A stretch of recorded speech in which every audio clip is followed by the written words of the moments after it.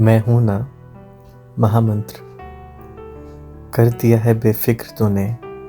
फिक्र अब मैं कैसे करूं। फिक्र तो ये है कि तेरा शुक्र कैसे करूं। कई दिनों से टांगों में तकलीफ हो रही थी।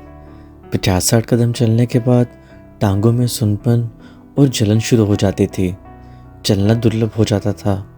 ऐसा लगता था जैसे किसी ने तपते हुए तवे पर बिठा दिया हो। एमआरआई और अन्य रिपोर्ट्स के आधार पर न्यूरोलॉजिस्ट ने स्पाइनल सर्जरी के लिए कहा, लेकिन सर्जरी के बाद के साइड इफ़ेक्ट्स जानकर निराशा हुई। असमंजस की स्थिति थी कि ऑपरेशन करवाएं कि नहीं। इसी दुविधा में 9 महीने बीत गए। फिर लगा खुद से जूझने से अच्छा है भैया जी से बात कर लूं। और जैसे ही भैया जी से बात की, उन्होंने ऑपरेशन करवाने के लिए कह दिया। सत्संग से वापस जाते समय मैंने फिर भैया जी से पूछा, ऑपरेशन करवा लें? भैया जी तुरंत बोले, तुम्हें अभी भी संशय है क्या? चिंता मत करो, सब ठीक हो जाएगा। मुझे थोड़ी सी परेशानी हो रही थी। मैं कुछ बोलने ही वाला था, इतने में ही उन्होंने कह दिया, अब कुछ मत कहो, मैं हूं ना। इन 3 शब्दों ने जैसे मुर्दे में जान डाल दी। अंदर वाला प्रफुल्लित हो उठा। ऐसे लगा मानो रोग निवारण का समाधान मिल गया हो। उनके 3 शब्दों ने मुझे बहुत ताकत दी। फिर हमने तुरंत डॉक्टर से मुलाकात की। 5 दिन के बाद अस्पताल में दाखिला होना था और दाखिले के अगले दिन ही ऑपरेशन होना था। ऑपरेशन से पहले 5 दिन लगातार रात को मुझे डॉक्टर ने एक गोली खाने के लिए कहा और दाखिल होने से पूर्व रात्रि को मैं गोली खाना भूल गया। रात तकरीबन 11 बजे किसी अदृश्य शक्ति ने कंधा झंझोड़ा और कहा, दवा ले लो। मैं हक्का बक्का हो गया। कमरे में मध्यम प्रकाश था और आसपास में कोई भी नहीं था। सब लोग सो रहे थे। जैसे ही गोली लेने के लिए हाथ बढ़ाया, गोली छिटक कर फर्श पर गिर गई। अब क्या करूं? लाइट जलाने से लोग जग जाएंगे। अभी सोच ही रहा था, देखा कि एक हाथ चमचमाता हुआ बाईं ओर से दाएं छोर की ओर और पलंग के पाए के पास आकर रुक गया। वहां गोली दिखाई दी। गोली उठाई और हाथ को पकड़ने की नाकाम कोशिश की। हाथ दिखाई दे रहा था लेकिन पकड़ से बाहर, और देखते ही देखते कुछ क्षण बाद लुप्त हो गया। मैं इतना हैरान हो गया कि मुझे दवाई खिलाने के लिए किसने झंझोड़ा। मुझे समझ आ गया कि ये मेरे भगवान के अतिरिक्त और कोई नहीं हो सकता। भैया जी के शुक्राने के लिए मेरा हृदय गदगद हो गया। संकट के समय हम सोचते हैं भगवान हमसे दूर है, पर वो तो हर पल हमारे पास है और कैसे छोटी से छोटी तकलीफ को भी हल कर देते हैं।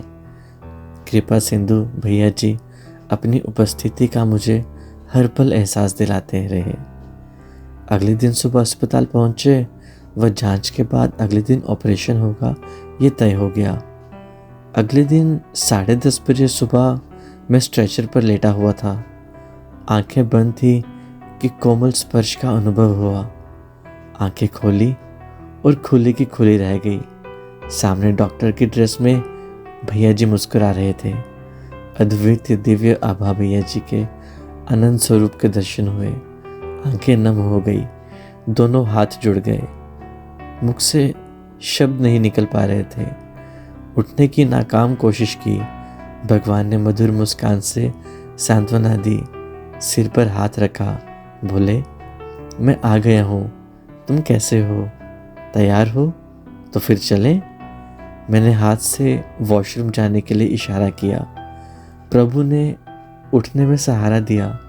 मेरे साथ साथ चल दिए। मैं झेप रहा था। जगत के रचयिता को हमारे लिए कष्ट झेलना पड़ता है। उन्होंने कहा था, मैं हूं ना, और संग चल अपना काम करते रहे। 10 मिनट के बाद ऑपरेशन के लिए मुझे ले गए। परमपिता परमेश्वर का सिर पर हाथ था, मानो कह रहे हो, मैं हूं ना, धैर्य रखो। ऊपर लाइटों का तीव्र फोकस पड़ रहा था। प्रभु बोले, लाइटें गिनो। मन ही मन गिनना शुरू किया और गिनते गिनते अचेतन अवस्था में चला गया। बेहोशी के लिए कब टीका लगाया या कोई दवा दी मालूम ही नहीं पड़ा। यह तो उनके करामाती स्पर्श का कमाल है, जो मधुर मुस्कान से घायल कर दिल चुरा लेते हैं। लगभग 2 घंटे बाद बेहोशी छंटने लगी। कमर पर हाथ रखा, पट्टी थी, यानी ऑपरेशन हो चुका है, परंतु दर्द का नामो निशान नहीं।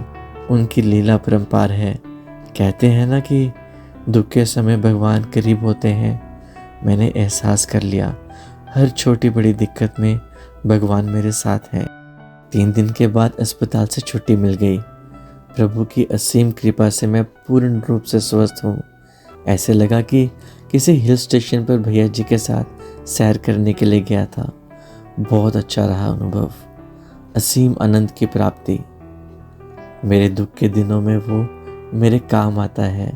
जब कोई नहीं आता, मेरा शाम आता है। वे आज के युग के भगवान हैं।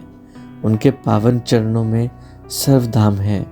उनके चरणों में सुख, शांति व आनंद का सरोवर है। हे पार ब्रह्म परमेश्वर, मुझे यूं ही अपने चरणों में लगाए रखना। एक पल भी मैं आपसे विमुख ना हूँ। आप हर पल मेरे साथ हो, मुझे विश्वास है। कोटि कोटि शुक्राने, सहस्त्र बार चरण स्पर्श।